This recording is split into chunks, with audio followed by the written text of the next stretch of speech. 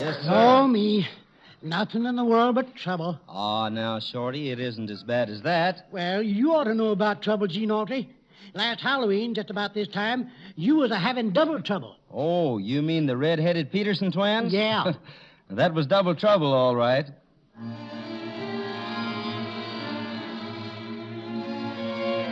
Yes, sir, it was just about this time last year when that school mom, Ellen Foster, sent for me.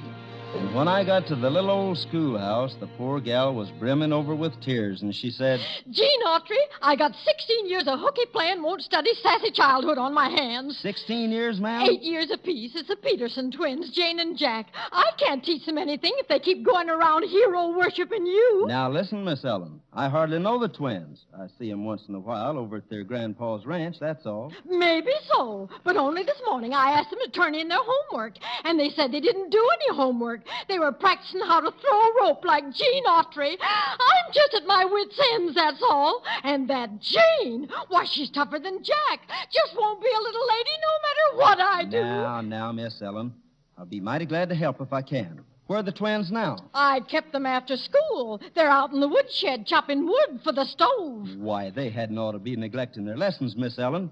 So if you'll excuse me, I'll go out to the woodshed and give those holy terriers a good talking to.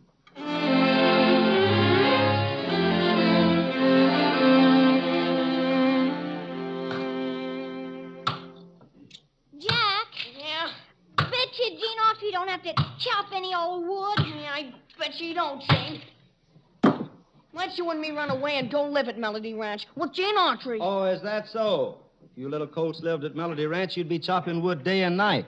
You'd be chopping wood and sawing it and toting feed to the Broncos till you were blue in the face. Sis, well, look, it's Jane Autry. That's right. That's who it is. Say, what's this I hear about you two not minding your school mom like you ought to? Oh, she aims for us to do is to read them books and try to make me wear them fool hair ribbons. We want to have adventures like you do, Gene, with cattle rustlers and horse thieves and Injuns. Now, listen here, you little buckaroos. All the Injuns I know are law-abiding citizens. These aren't the days of Billy the Kid. All I do is watch the cattle at Melody Ranch, tend to my job. And your job right now and for a spell to come is getting book learning. Oh, if we could only ride the range with you just once. Yeah, we wouldn't mind doing our lessons. No. All right, then, I tell you, I'll make a bargain with you, partners. You behave yourselves and mind Miss Ellen for the rest of the week, and Saturday afternoon, you can ride round up with Shorty and me. Can we, honest? Why, sure you can. Golly. You just keep your word with me, and I'll keep mine with you.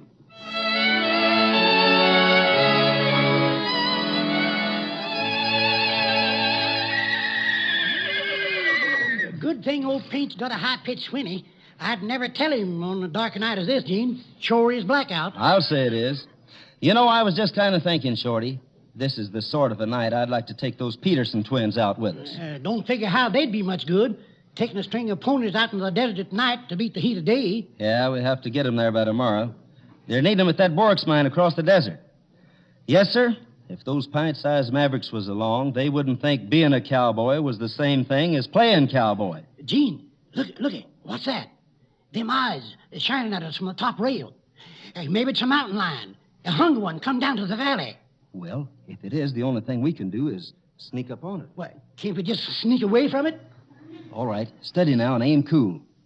Wait, well. Well, I'll be jagged. It's a pumpkin. Oh, shucks. A Halloween pumpkin with the eyes and mouth carved out and a candle inside. I almost forgot tonight's Halloween. Well, it looks like the red-headed Peterson twins are riding. Well, they had their little joke. We've got work to do, so saddle the ponies and let's get going.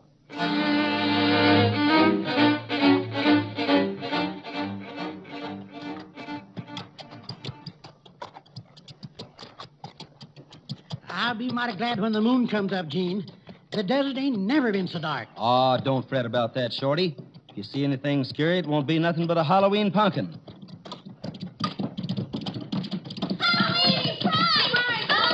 Hey, what is this? Oh, so you kids can't keep your word, can you? I ought to get the law after you. Oh, but Gene, you said we ought to be along tonight. We heard what you said to Shawnee out at the corral. Yeah. Well, Shorty, we better turn back. Well, I don't see how we can, Gene. We got to deliver this string of ponies to the Borax mine by morning. And we're more than an hour out on the desert now. Yeah, I guess you're right, Shorty. Well, you young'uns, you wanted to tag along, and we can't make you go back. But if you're looking for adventure, you won't get nothing but saddle sores on this trip. It's a long, hard ride.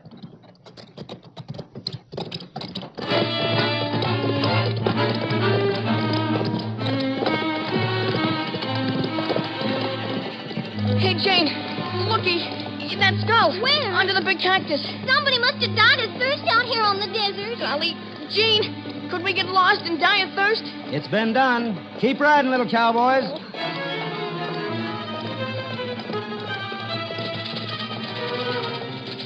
Jane, I think I hear a rattlesnake. My uncle told me the desert was full of rattlers. Oh, Gene! Gene, where are you? Riding right behind you, my little buckaroo. I wish Ma was here.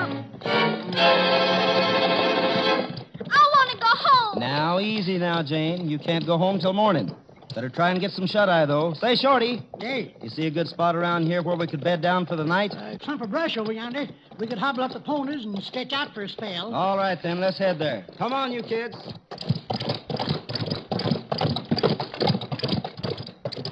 Whoa, champion. Whoa, boy. Whoa. Well, here we are. Come on, you little varmints. Climb down off your horses. Okay, Jane. Oh, hello, slow boy. Oh. What's that? Gene, look. A stranger. No use to draw still, you guys. We got you covered. One moment we shoot to kill. What's your game, mister? Shooting children? Never mind what our game is. You ain't to follow us no more. Hey, Joe. Yeah? Come on. Let's tie this sneak of the skunks up.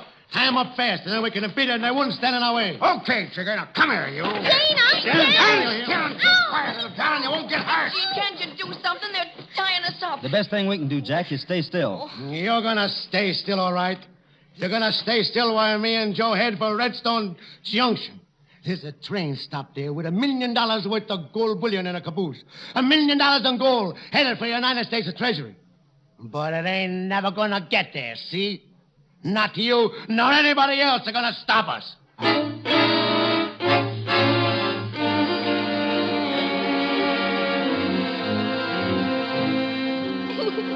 I wish I was in school right now. I'd never play hooky again. Now, stay still, Jane. I'll have you untied in a minute. Gene, how'd you get untied? Well, roping and tying steers as long as I have not to know how to untangle a rope, Jane.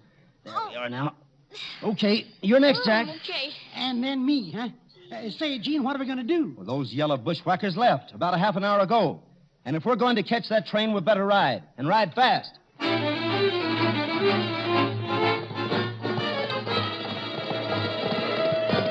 Gene, there goes the train. Maybe we won't get there in time, Gene. Don't worry, partners. We'll be there in time. It takes quite a spell to unload $1 million in gold, even for the swiftest crooks that ever was. Just hand that sack down, Mr. Baggage Man, or you're not live to ride this train back east. Here she comes. Oh, Joe, my arm. All right, you. Now load that sack back on the train, you two, or you won't live to reach the jailhouse you're heading for. Thanks, Mr. Whoever you are. I couldn't answer to the railroad for this. It's that fellow we tied up before. He got away. Yeah, and I've got you covered. So do what I say. That's right. He's Gene Autry. He's a peaceful man till trouble starts. And then you have to do what he says. Yippee! Hey, Shorty, you there? Sure thing, Gene. All right, give me a hand. We're going to tie up these train-robbing rattlesnakes with the same rope they used on us. Okay. And haul them off to the nearest sheriff. That, boy. Hey, mister, What is it, cowboy? does this train stop at Carson Gulch? No, it don't. It passes through, but it don't stop. Well, what time does it pass through Carson Gulch? About 8 o'clock. 8 o'clock, huh? Well, I'd be mighty obliged if you'd break the rules once and drop these here twins off there. I promised their teacher they would never be late for school again.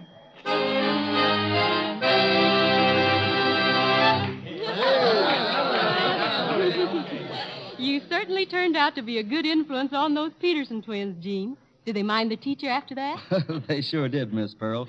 You should have seen their report card.